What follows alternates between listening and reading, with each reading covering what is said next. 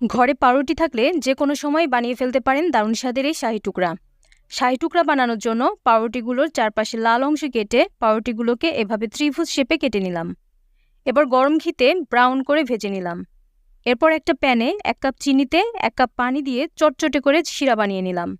ভেজে রাখা পাউরুটিগুলো শিরায় ডুবিয়ে 20-30 সেকেন্ড রেখে পাউরুটিগুলো শিরা থেকে তুলে নিলাম।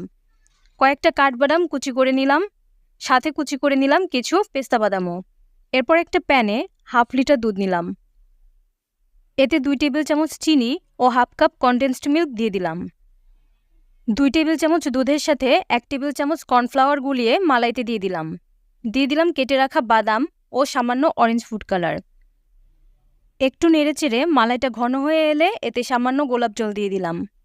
মালাইটা ঘন হয়ে গেলে শিরায় ডুবিয়ে নেওয়া পাউরুটির টুকরোগুলোর ওপর মালাই ঢেলে দিয়ে তারপর কিছু বাদাম কুচি ছড়িয়ে দিলেই প্রস্তুত হয়ে গেল